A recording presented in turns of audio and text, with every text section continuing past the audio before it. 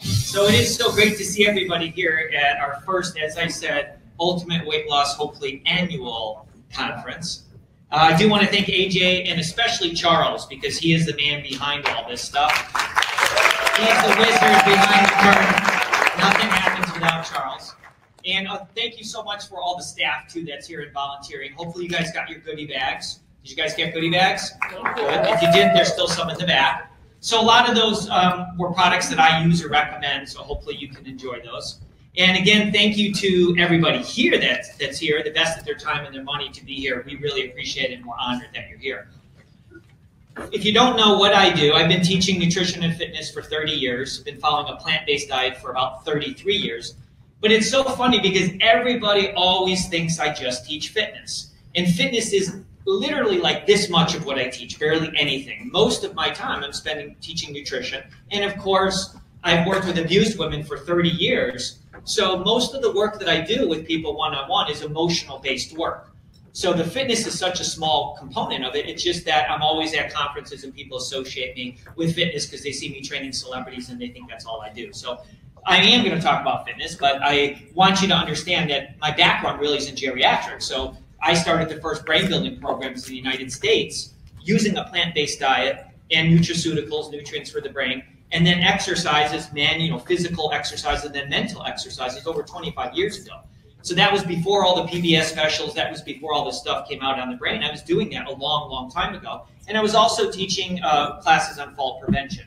So that's 25 years ago. So I would be at retirement homes, senior centers, adult daycare centers all day long. And what I'm going to talk about today, I want to talk a little bit about the power of movement or the power of motion. It's very critical. If you were at boot camp today, you saw me do lots of different exercises that you weren't familiar with, that you probably thought we were going to do what you thought were big bang exercises. And we did lots of little simple things using props like a piece of Kleenex, or I'll use balloons. And we need to stop associating the word exercise with something that's like running or weightlifting, because there's different types of exercise. And when I train a client, whatever they're good at, we don't work on. When I'm working on your weakness. So if you're great at endurance, we're not going to work endurance. If you're great at flexibility, we're not going to work flexibility. You have to be very well-rounded. You just can't be the master of one thing. At least in life, if you want to be healthy and fit, you have to have all these different components down. So I want to talk a little bit about that today. But before I do that, I want you to understand that the most dangerous thing that we can do from a health standpoint, we're doing in this room right now, which is sitting. And I've said it forever, sitting is the new smoking. It's the one thing that we need to be very conscientious about, because the posture that you're in right now is a very, very compromised posture, where most of your lymph nodes are here in your groin and your chest region. And when you're in this posture and doing this all day long, there's not a good flow of lymphatic fluid through the body. And you really can't stick a pin in the body without touching lymph fluid. And the lymph fluid is your body's immune system. The more that you sit, the less that lymph moves throughout the body, because lymph is the paramedics, it's the fire department, it's what keeps you healthy. And the only thing that really moves lymph, there's basically three things: deep diaphragmic breathing, which you learn in yoga, sometimes in martial arts or music.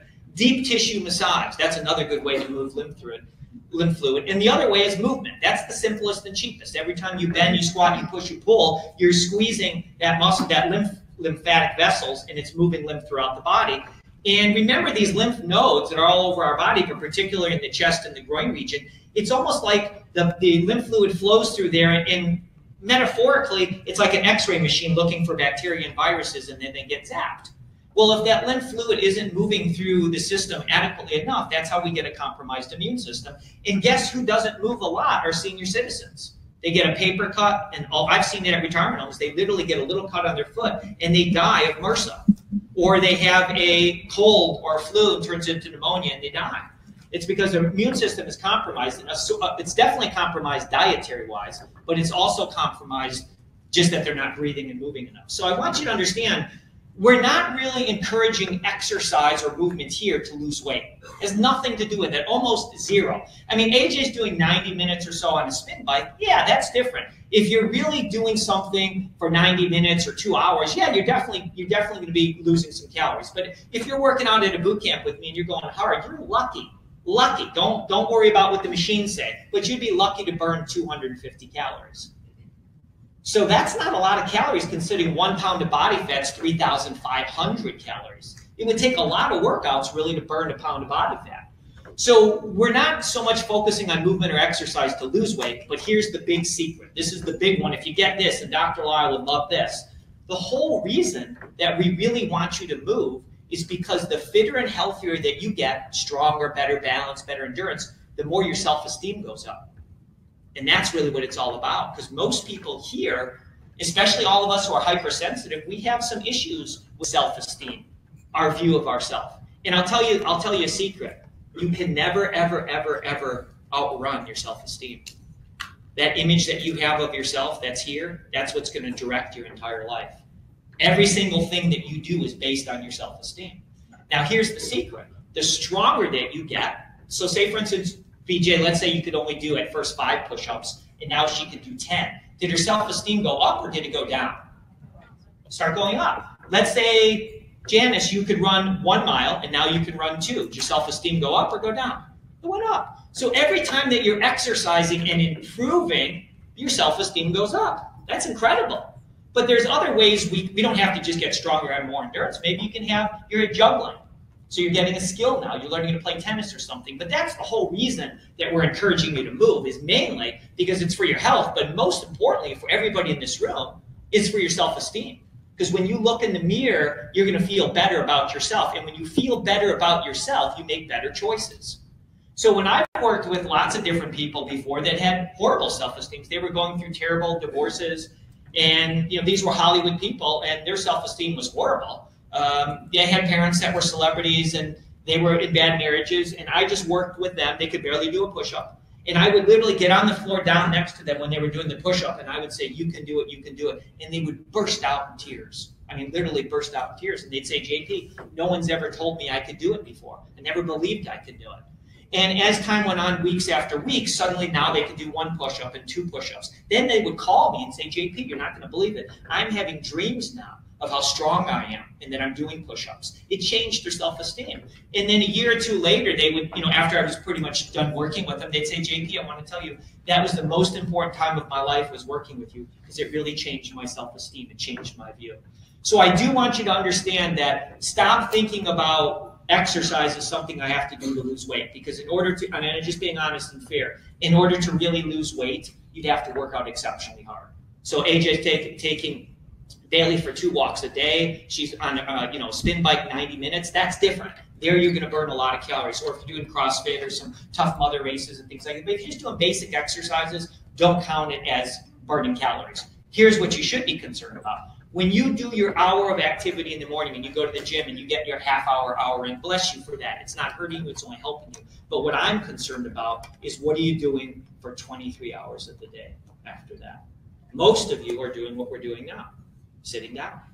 So you're not getting that movement snuck into your life. So the secret is to sneak movement in as much as you can. Think of movement or exercise as a key that goes inside your body and turns on different portions. Because it turns on your brain, it turns on your immune system, it turns on bone density, it turns on your metabolic system, it turns on endorphins. It's turning all those things on. It's almost like having a blender. If you're making a blended soup and you put all these organic ingredients in there and you push on and nothing works because it was never plugged in.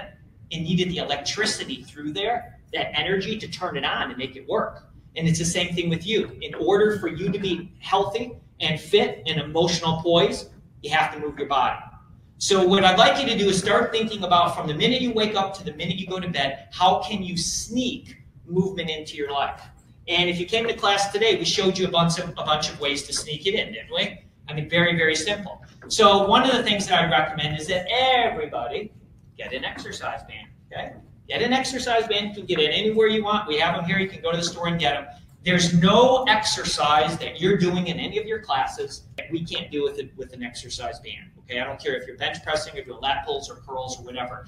This fits in your pocket. Okay, it fits in your purse. It travels with you. It's lightweight. It's inexpensive, and it's highly functional. I use it with 100% of my clients. 100% of them. Okay, so one of the things that you do is you keep this exercise band. If you're watching TV, you keep it on the couch. If you're in the kitchen and you're waiting for your food to cook, you use your exercise band. You keep it in your car, so when you have a couple minutes in between things, you use it. I had a client that came to me walking with a walker, a cane, and literally was walking like this. She could barely walk, was very sad, and she was extremely obese. She didn't do any activity. So I said, I'm going to give you an exercise band, and I'm going to give you some protocol. I want you to use this, and here's the exercises I want you to do. But I said, I only want you to use it when the commercials are on TV. That's the only time. She said, really? I said, yeah. So about 3 days later, she called me. She said, JP, she goes, I'm doing your protocol. You said use the exercise band only when the commercials are on TV. She goes, you know how many commercials are on TV? If you're watching an hour show, that's 15 minutes of commercials. If you're watching 3 hours of TV, there you go. You got a 45-minute workout there. You got to learn to sneak this stuff in. So I'm going to show you a couple exercises. Who's going to come up for me? Somebody's going to come up and help me? Go, Kristen. Kristen's going to come up. Kristen! All right, so one thing I'm going to do, which is a lot of fun, I'm just going to put this around. I'm going to have you put it around your waist. And then I'm going to just have you run in place, and I'm going to hold her back. So you're just going to run in place and use your arms. So now she's running in place, and you're going to do this at home, and keep driving those knees high. And she's not going anywhere. She's just running in place, but she's getting this resistance. Now she's going to try very gently to run forward, and I'm going to come with her, but she's got resistance. Keep going. She's got resistance. Now make a U-turn. And she's got resistance. And we haven't left our house yet, but she's getting resistance here. And good, and rest. So do you feel that? Now she's super shape. So one of the things that I like people to do is I like them to run in place with this because it's not the same impact. I can change the impact by having to go gentler, but it's not the same. Now what we're going to do is all I do is I want you to run forward about 2 steps. Just don't run off the stage, and I'm going to pull you back. So she can go 1, 2, and then she's coming back. So now she's getting resistance, and now she's coming back. This is called overspeed training. She has to stop herself from going backwards. So this is a great thing for you guys to do at home with this exercise band. 2 steps forward, 2 back. Good. Now I'm going to have you go sideways, 2 steps sideways, and 2 to me. Good. And just shuffle. 1, 2. So here she goes. You can be doing this at home. Your husband, your wife is holding it, and you're getting a workout. You feel it a little bit? And all I have to do, if I want her to feel it more, is I just increase the resistance. So 1, 2. And then she starts feeling it. And good. Thank you. Give her a big hand. So with these bands, they have handles in here. You can't really see them, but inside here you open it up and there's handles everywhere. So every inch there's a handle that opens up. So all I have to do is stand on this, and I'm just cooking, and I'm doing some curls. I'm doing some flies here. I'm doing a forward fly. And then I put it behind me. And suddenly now I'm doing push-ups standing. So I'm getting the same exercise I would if I'm doing a push-up, but I'm standing. Because some people can't do a push-up because the weight of their body's too much. If I go on 1 foot now, I'm working my balance at the same time. So there's really nothing with the exercise band you can't do. So I would suggest that you guys get yourself an exercise band, get yourself 2 cans of corn or some sort of weights, and keep them in every portion of your room. What I like you to do is get an index card, get 5 of them. And write 5 different exercises down. It doesn't matter what you like. Say squats could be 1, push-ups, planks, whatever. And you put 1 in the bathroom, put 1 in the kitchen, put 1 in the front room, put 1 in every portion of the room. And every time you go into that room, then you do that specific exercise. Now, I've had clients that came to me, they knew their weight because they went to the doctor. And when I was done working with them, about a year later, I was still working with them. They had a physical. They lost 150 pounds. I don't weigh them, but their doctor does. They never exercised once. All they did was sneak it in. They would take, as they got fitter, they would take paper plates, put it on the floor, put their feet on it, and run in place on the floor in a push-up position. They would use the exercise bands and the weights throughout their house. They just stuck things in. I told them, when you go outside with your kids, take a tennis ball, throw it as far as you can, let your kids chase it, and you walk as fast as you can at it. Do that for 20 minutes. So just sneak movement in. You don't have to go to a gym. If you go to a gym, it's fine. But remember, most people who go to a gym, you've been sitting all day, and now all of a sudden you get on the bicycle and you're sitting again. You go on the bench press and now you're laying down. Or you get on a weight machine and you're sitting. You're still sitting. You got to get out of that mode of sitting. The more that you stand and the more that you squat, these are uncommon postures, you need that. Because if you don't use it, you lose it. And the one thing you heard today in my boot camp is the one thing that you're going to lose the most as you age is the ability to ambulate, to walk, and move in different directions, especially backwards and sideways, and the ability to squat. Well, who decided that a chair should be that tall? What if I was to shave off 2 inches of that chair? Suddenly now you'd be sitting like this, so your flexibility would be better and your strength would be better. Somebody designed that chair, and they're making you, in a sense, the victim that has to sit in that compromised position. When I go to conferences, I stand in the back all the time. I never sit down. When I go to an airport, I'm always standing. I just been sleeping for 8 hours, and an hour drive to the airport, so now no movement. Then I get to the airport, and I take the tram, right? Woo, right? I don't have to do any walking. And then I sit 2 hours, wait for my plane. That's ridiculous. I mean, I was at the airport in Denver just the other day, and it was a tram here, and then you could walk. So I started walking, and somebody was in front of me, and they took a couple, young kids, and they go, gosh, wait, there's the tram. We don't need to walk. It's like you don't need to walk until you're 80 and you lose the ability to walk. Then you wish you could walk. So you need to understand, if you don't use it, you're going to lose it. So sneak as much movement as you can in throughout the day. Your hour at the gym does not count. I'm sorry that this doesn't count. You need to be sneaking it throughout the day.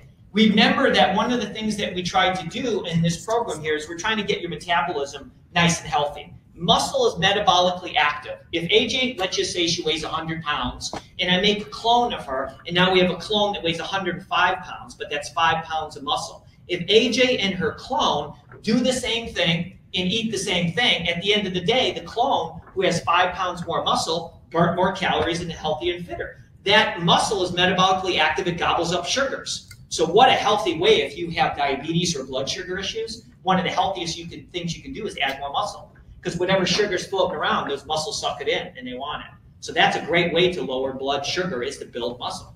Muscle's metabolically active. Fat, even though it's an endocrine technically system, it's not nearly as metabolic as muscle. Your job for almost everybody in here is don't worry about getting more aerobic activity. I mean, many of you need it, but most of you need to do more strength training. As you get older, it's very, very difficult, especially your testosterone level starts lowering for men and women. You're not going to build muscle as effectively. So unfortunately, you should become more obsessed with developing strength than almost anything else. I'm not saying omit balance, but you still need to have strength. When a senior citizen takes a fall and they catch themselves like this, it's their inability to have the strength to balance them and hold them up, and they collapse and they fall and they break their femur or break a hip. It's because they don't have enough strength. So you need to be working on that. Just same thing when somebody falls forward and they don't have the reflexes to catch themselves, and they just go like this and they hit their head. You have to work on all components of your life in terms of fitness. You can't just be an endurance or yogi and not have a balance. Does that make sense? The thing that really concerns me the most, though, is not so much the metabolism that I'm seeing, it's the immunological problems that we're seeing today. I mean, our diet is just devastating in terms of the immune system, all the pesticides. I mean, think about it. Genocide, homicide, suicide, they all mean death. Well, what do you think pesticides mean? It means death. It's shutting off the central nervous system of an insect and making them infertile. We're just big insects. So the more pesticides you're taking in, the more hits you're taking to your immune system. You need to do everything in your capability to boost your immune system. And there's not many things that boost your immune system as much as moderate to mild exercise. Chronic exercise lowers the immune system.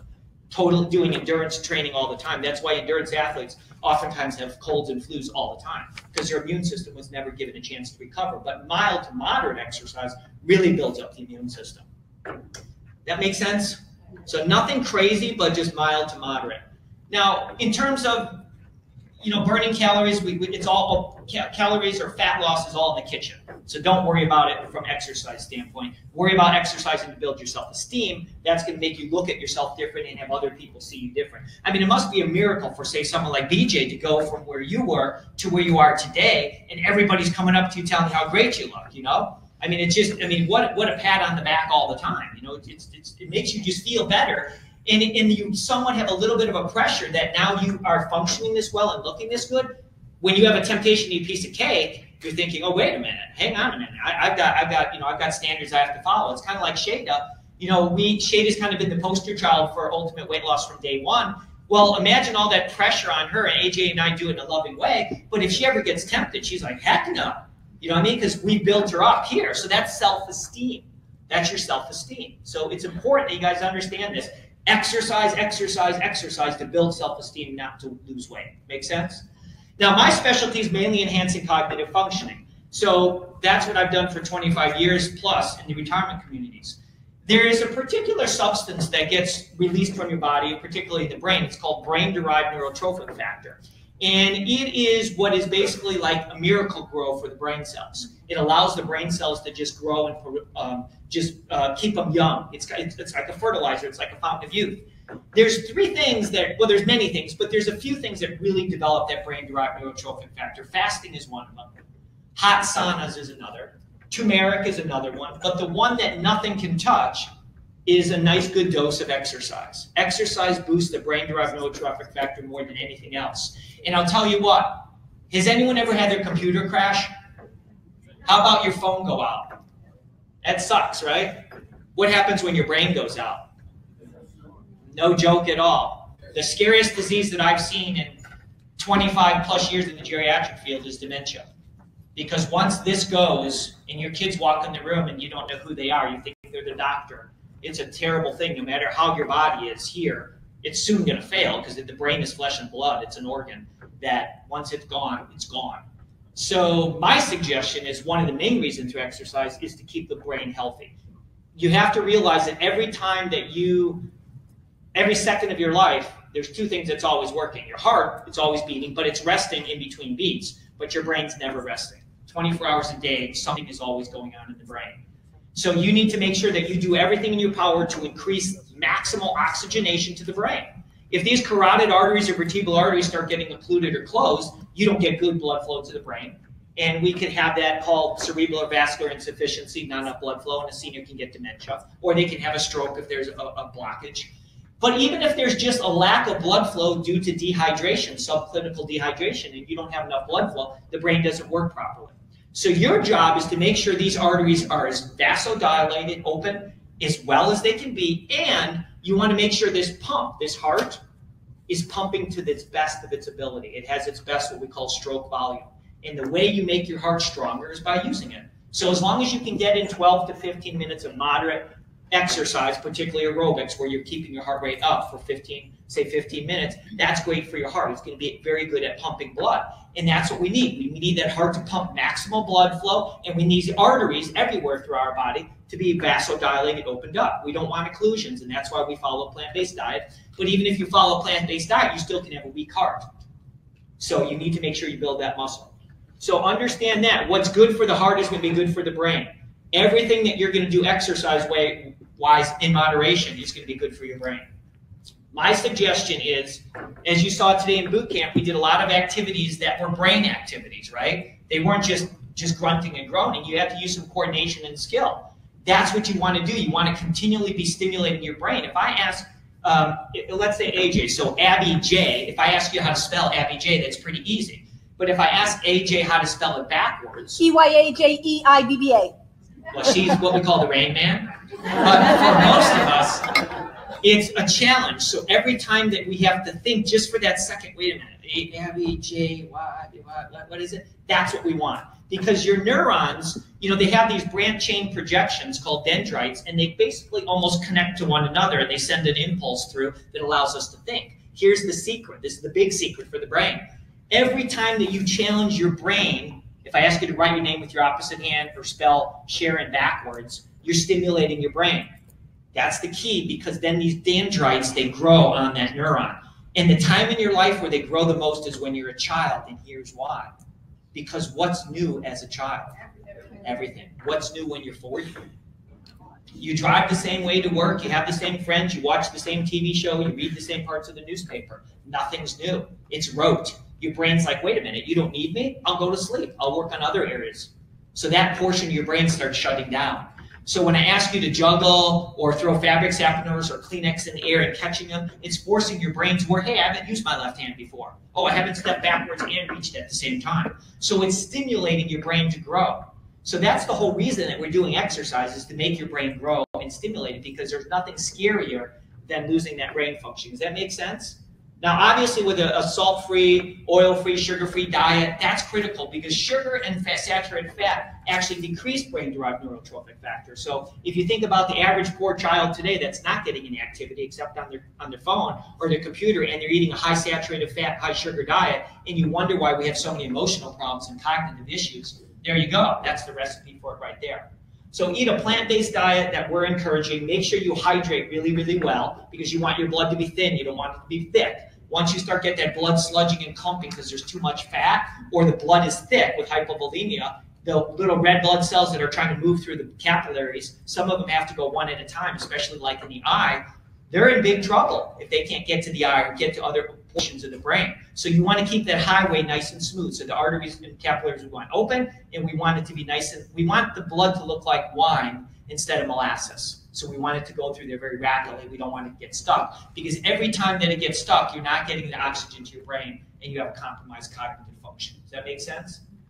Now, when I work with clients, and I work with many of them who are mild to moderate depression, almost 100% of them I don't meet in an office. I meet them at like the park or outside to go to the hiking trails.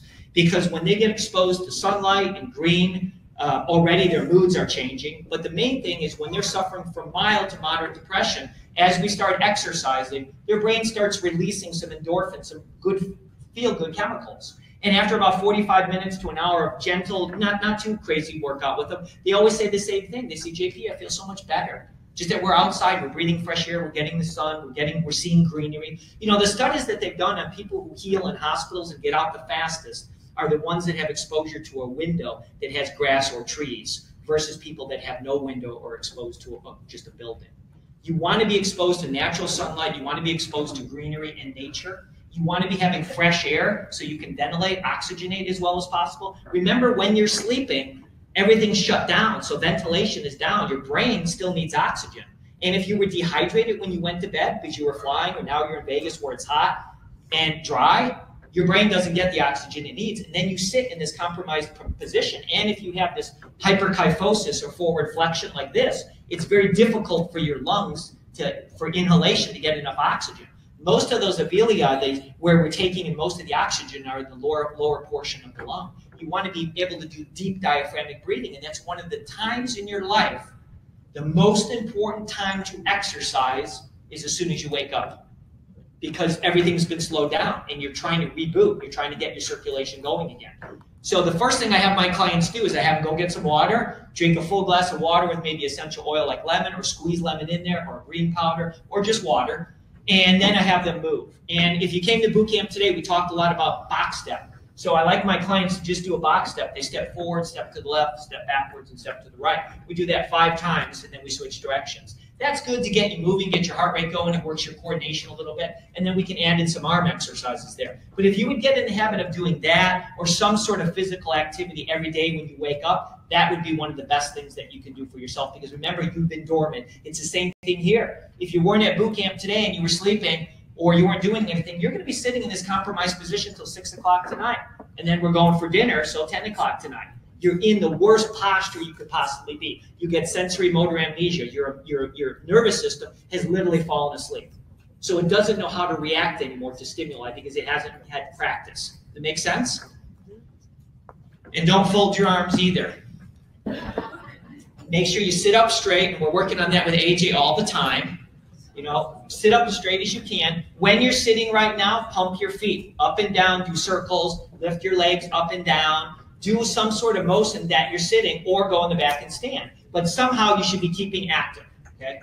Now, one of the things I like to do with exercise bands is, especially as people get older, their grip is very poor. So I like them to just take their band, and if you don't have a band, or you don't, whatever reason, then just get a piece of newspaper or a towel and stick it out straight like this. And all you do is try to crinkle it up into your hand into a ball. And now, not only am I working my grip very effectively here, but isometrically I'm holding up my arm and my shoulder. How often do you do that?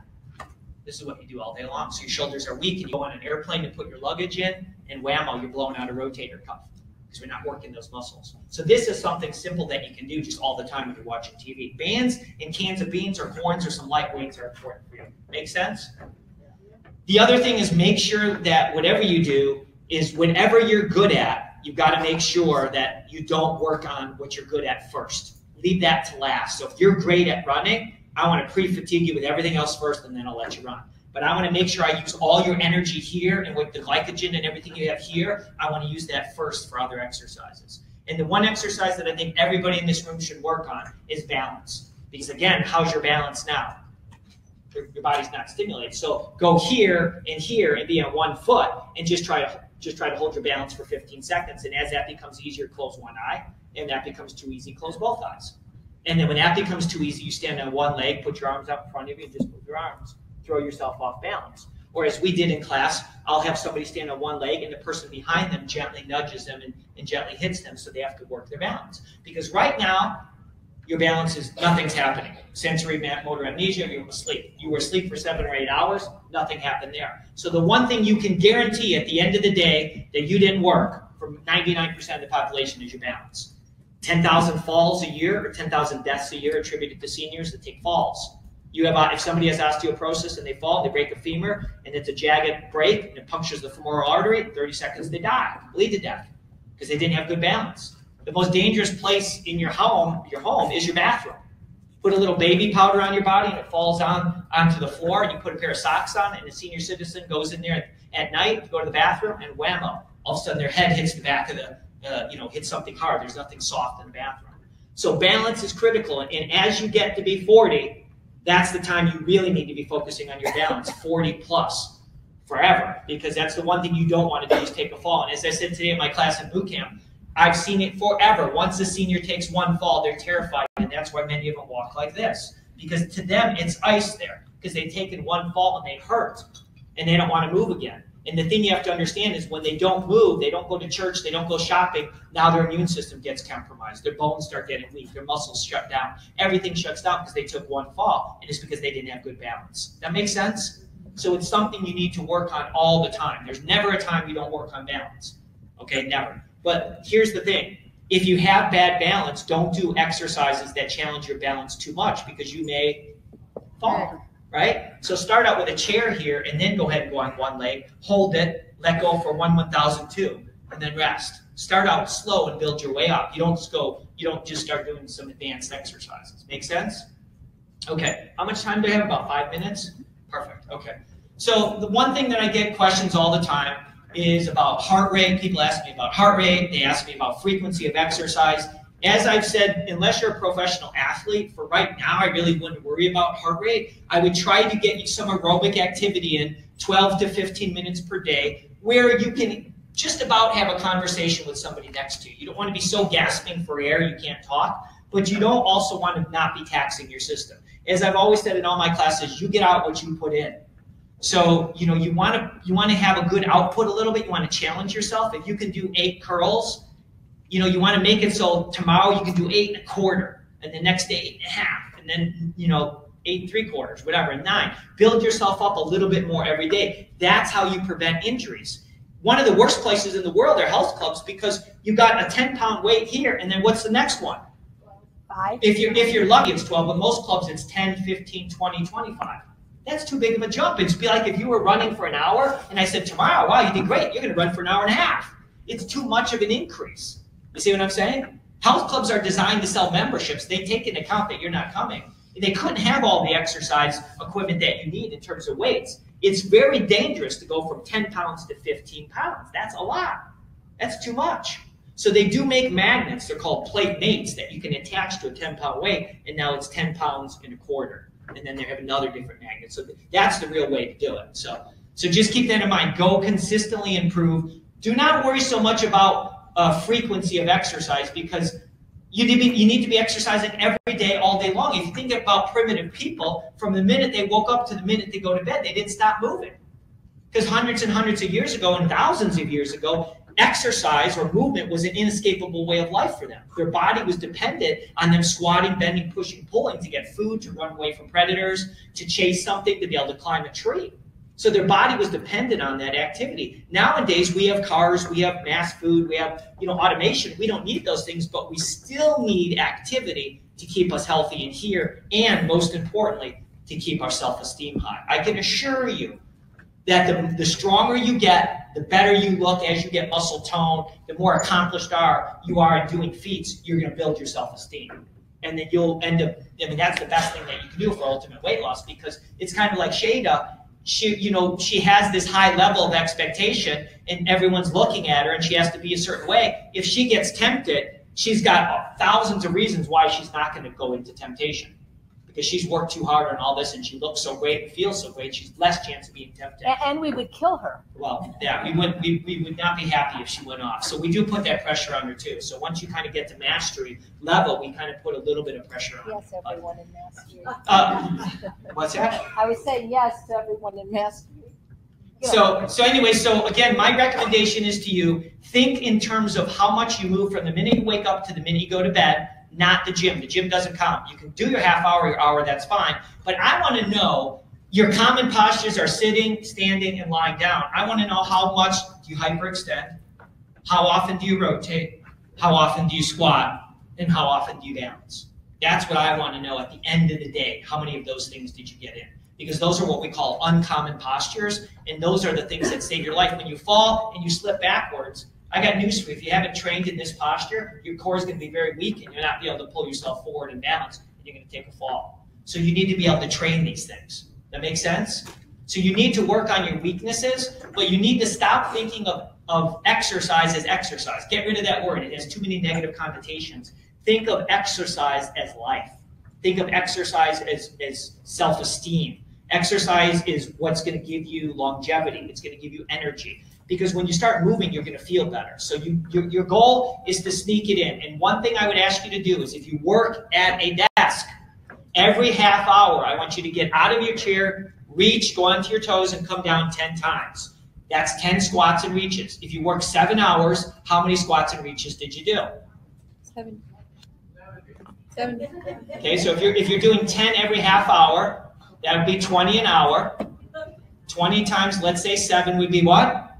140. Okay, that's 140 squats and reaches at the end of the day. How many do you do today? Let's just make it up and say 0. You really didn't have to work that hard to sneak in 10 squats every half hour. Most all of us can do that at our office, so just think of it that way. Squat, reach to the sky, and go on your tippy toes. Or do what AJ's doing, crawling like a baby, which is really a great exercise. Thank you, AJ, for showing us that. So anyways, I want you to remember this one last quote, is that we don't slow down because we're getting older. We get older because we slow down. So if you want to keep as youthful and vital as you can be, get movement back into your life. Thank you very much.